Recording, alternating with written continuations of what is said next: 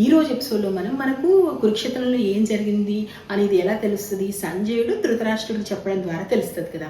మరి సంజయుడికి ఎలా తెలుస్తుంటాయి అన్ని విషయాలు? అక్కడ జరుగుతున్నటువంటి అన్ని విషయాలు సంజయుడు ఎలా తెలుసుకోగలుగుతాడు? ఆ విషయాలు ధృతరాష్ట్రుడికి ఎలా చెప్పగలుగుతాడు? అక్కడికి వచ్చినటువంటి వ్యాస మహర్షి, హస్తినాపురం వచ్చినటువంటి వ్యాస మహర్షి యుద్ధానికి సంబంధించినటువంటి చెడు శకనాలు ఎలా ఉన్నాయి, వాటి గురించి ఏం చెప్పాడు? అదేవిధంగా యుద్ధంలో విజయ సంకేతాలు ఎవరి వైపు, అంటే విజయానికి సంబంధించినటువంటి శకనాలు ఏంటి, అవి ఎవరి వైపు ఉన్నాయి? మొత్తానికి హస్తినాపురంలో వేదవ్యాస మహర్షికి అదేవిధంగా ధృతరాష్ట్రుడికి సంజయుడికి మధ్య జరిగింది ఏంటో ఈ రోజు ఎపిసోడ్లో మనం తెలుసుకుందాం.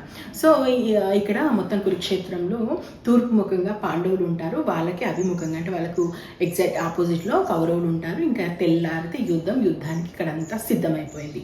ఈ సమయంలో హస్తినాపురానికి వేదవ్యాసుడు వస్తారు. వ్యాస మహర్షి రాగానే ఆయనను ఆహ్వానిస్తారు. ఆయనకు చేయాల్సినటువంటి సపర్యలన్నీ చేసిన తర్వాత వ్యాస మహర్షి మరొకసారి అంటాడు, ధృతరాష్ట్ర, ఇంకొకసారి ఆలోచించవా? మొత్తం ప్రజాక్షయం జరుగుతుంది, నీ కొడుకు నువ్వు అదుపులో పెట్టుకోలేవా? యుద్ధాన్ని ఆపలేవా అంటాడు. అంటే అప్పుడు ధృతరాష్ట్రుడు ఏమంటాడంటే, అయ్యా నేను అన్ని ప్రయత్నాలు చేశాను, ఇంకా నేను చేసేది ఏమీ లేదు, దయచేసి నన్ను క్షమించండి, ఇంకా నేను ఈ విషయంలో ఏం చేయగలను అంటాడు. అప్పుడు వేదవ్యాసుడు ఇలా అంటాడు, అవును నువ్వు కూడా ఇంకా చేసేది ఏమీ లేదు, ఎందుకంటే పూర్తి స్థాయి సంకేతాలు అంటే యుద్ధం జరుగుతాయనేటువంటి సంకేతాలు ఆల్రెడీ కనిపిస్తున్నాయి అంటాడు.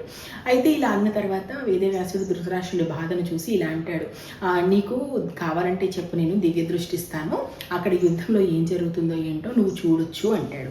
అనగానే అప్పుడు ధృతరాష్ట్రుడు ఏమంటాడంటే, వద్దు వద్దు, నా ముందే నా వాళ్ళు కొట్టుక చేస్తుంటే ఇంకా అది కళ్ళారా చూసి భరించే శక్తి నాకు లేదు, కాకపోతే అది నాకు వినాలని ఉందయ్యా, అసలు అక్కడ ఏం జరుగుతుందో ఏంటో తెలుసుకోవాలని మాత్రం ఉంది, ఆ పుణ్యం కట్టుకోండి చాలు అంటాడు. అప్పుడు వేదవ్యాసుడు సంజయుని పిలుస్తాడు. సంజయుని పిలిచి, సంజయ, ఈ రోజు మొదలు నీకు నేను దివ్య దృష్టి ఇస్తున్నాను, దీని ద్వారా నువ్వు కురుక్షేత్రంలో ఏం జరిగినా, అది పగలు జరిగినా రాత్రి జరుగునా, మనుషుల మధ్య మాట్లాడుకున్నా లేదా వాళ్ళ మనసుల్లో మాట్లాడుకున్నా, ఏదైనా సరే అక్కడ వ్యూహాలు ప్రతి వ్యూహాలు, కురుక్షేత్రంలో జరిగిన ప్రతి విషయాన్ని కూడా నువ్వు తెలుసుకోవచ్చు, నువ్వు చూడొచ్చు. ఆ దిశగా నీకు నేను దివ్య దృష్టిని ఇస్తున్నాను. అదేవిధంగా మనోవేగం వాయువేగంతో నడిచేటువంటి గుర్రాలు ఉన్నటువంటి రథాన్ని ఇస్తున్నాను. కాబట్టి నువ్వు ఎప్పుడంటే అప్పుడు కురుక్షేత్రానికి వెళ్ళొచ్చు, ఎప్పుడంటే అప్పుడు హస్తినాపురానికి రావచ్చు.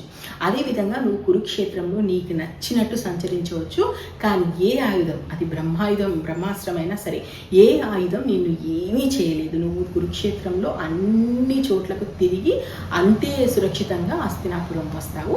ఇది నేను నీకు ఇస్తున్నటువంటి వరం అని చెప్పేసి ఆ దివ్య దృష్టిని, ఆ వరాన్ని సంజయుడికి ఇస్తాడు.